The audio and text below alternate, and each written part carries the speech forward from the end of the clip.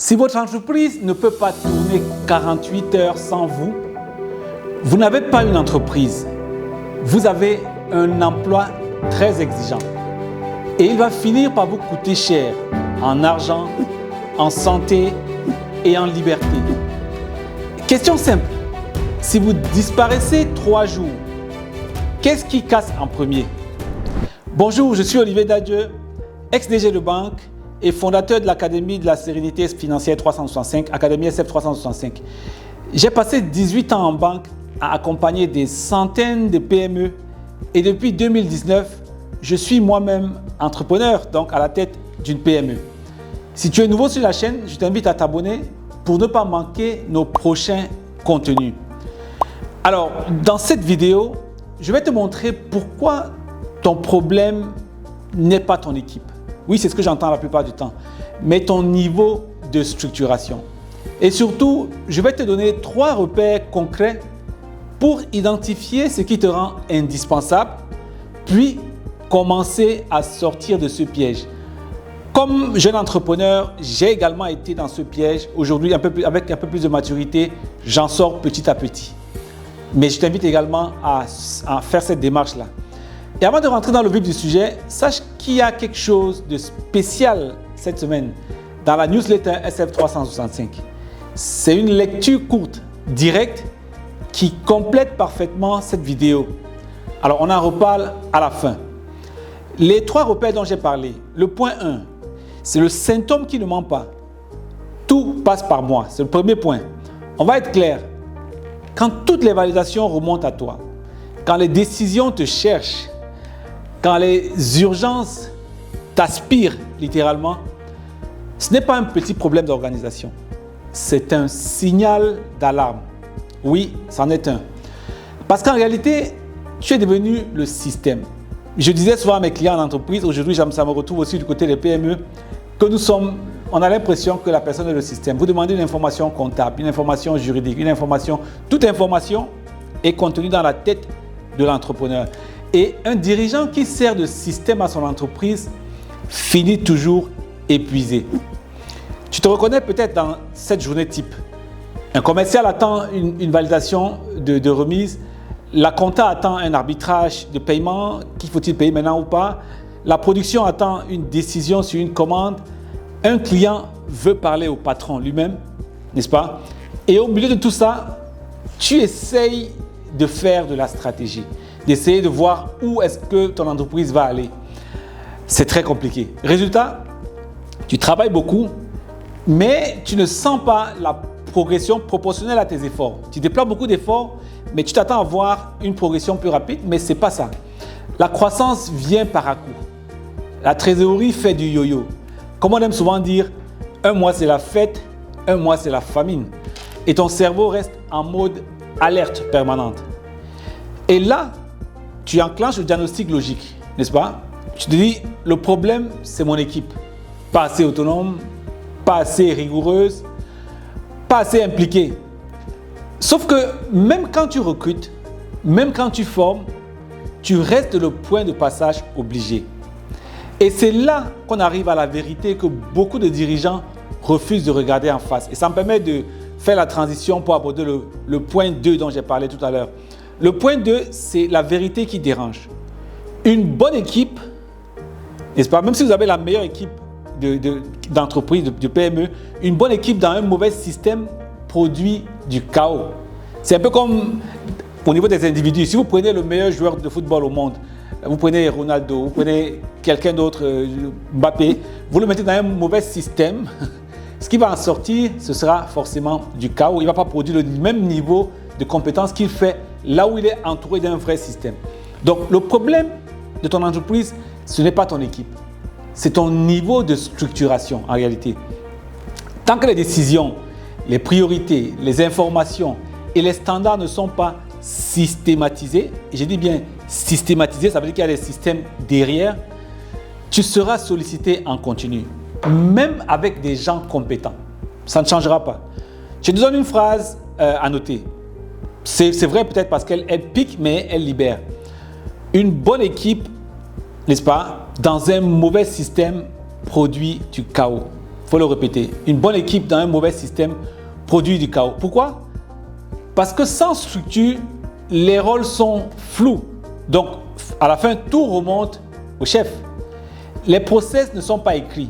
Donc, chacun improvise. Imagine dans un environnement où chacun va improviser parfois selon l'humeur du jour.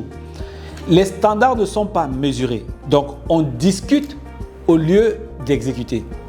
Les décisions ne sont pas cadrées.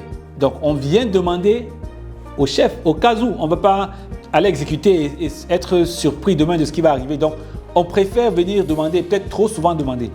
Et très souvent, les finances également sont mélangées. Donc, tu gères à l'instinct et sous stress. C'est compliqué, en mode totalement réactif. Et tu sais ce qui est terrible. Plus tu es compétent, plus tu compenses en fait ces lacunes-là.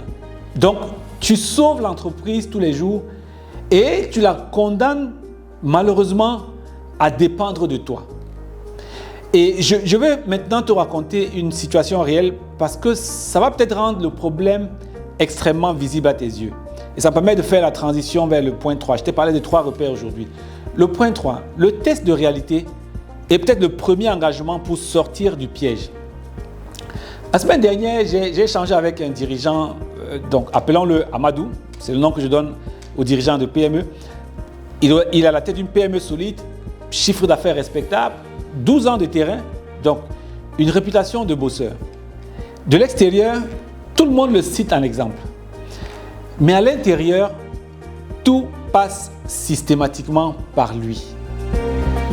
Et je lui pose une question simple. Qu'est-ce qui se passe si tu disparais 3 jours? Il sourit. Un sourire un peu nerveux. Il me dit, bon, on survit, mais on ne progresse pas. Il y a des erreurs. Et là, il ajoute la phrase classique. Il faut que je trouve de meilleurs profils. En réalité, on renvoie rapidement l'erreur à l'équipe. Et je lui réponds, si tout repose sur toi, tu n'as pas une entreprise, tu as un emploi exigeant. Silence. Il garde le silence pendant quelques secondes. Rien, aucun mot ne sort. Puis il me demande, ok, alors c'est quoi le vrai problème? D'accord. Le vrai problème, tu veux le savoir toi également, le vrai problème, ce n'était ni l'intelligence ni l'effort. C'était l'absence de système de pilotage. Alors, on pilote quoi s'il n'y a pas de système? Si tu veux un test brutal, concret, fais ceci aujourd'hui par rapport à ta propre entreprise. Je vais t'inviter à lister les 10 dernières décisions prises dans l'entreprise, n'est-ce pas? Décisions commerciales, les dépenses de recrutement à faire, des arbitrages clients par rapport à la facturation ou pas, ou au moment de payer les fournisseurs ou pas, des priorités de production, etc. Voilà, il faut lister 10 décisions prises récemment dans ton entreprise.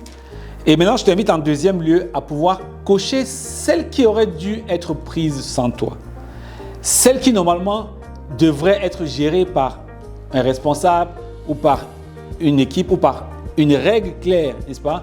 Ou peut-être par un cadre qui a été clairement fixé, partagé. Troisièmement, pour chacune, n'est-ce pas? Pour chacune, pose-toi la question de cette décision-là, pose-toi la question. Qu'est-ce qui manquait pour que la décision ne soit pas prise en réalité? Est-ce que c'était un process? Est-ce que c'était un seuil de décision? Par exemple, jusqu'à X montant, jusqu'à X nombre d'unités, jusqu'à X niveau de risque, c'est validé sans moi, c'est validé peut-être par tel et tel, c'est validé peut-être par une combinaison d'une personne responsable ou 2 personnes, par exemple.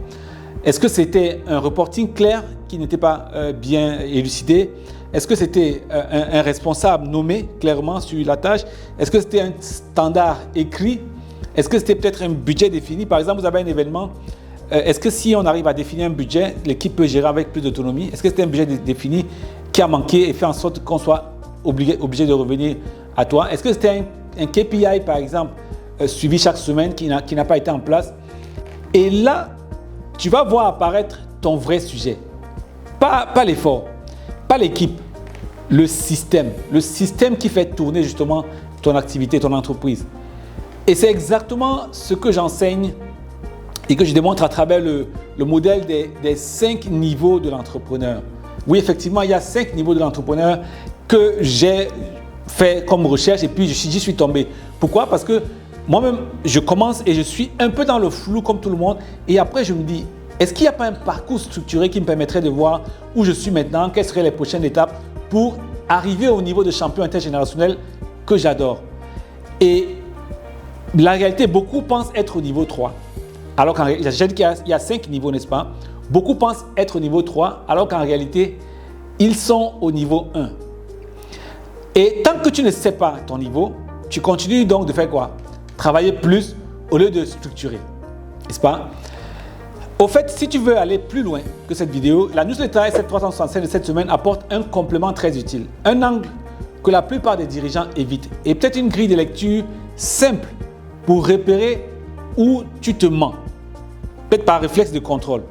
Tu peux la recevoir en allant sur www.sérénitéfinancière365.com/newsletter ou sur le lien qui s'affiche à l'écran et encore en scannant le QR code qui est affiché en ce moment. C'est important de pouvoir savoir où est-ce qu'on est et n'est-ce pas, ce sera plus facile de savoir où est-ce qu'on va. Si cette vidéo t'a parlé, mets un like, ça aide vraiment la chaîne à pouvoir grandir. Et dis-moi en commentaire sur quoi ton entreprise dépend le plus de toi aujourd'hui. Les décisions, les finances, les clients, la production. Mais aussi abonne-toi si ce n'est pas encore fait. Et surtout, pense à t'inscrire à la newsletter SF365 parce que chaque semaine, je partage du contenu pour aider les cadres expérimentés à reprendre le contrôle de leurs finances et de leur vie et aussi aider des entrepreneurs à reprendre le contrôle, n'est-ce pas, pour se libérer davantage de leur entreprise et commencer à travailler sur leur entreprise et pas seulement dans leur entreprise. On se retrouve très vite. À ta sérénité et à très bientôt.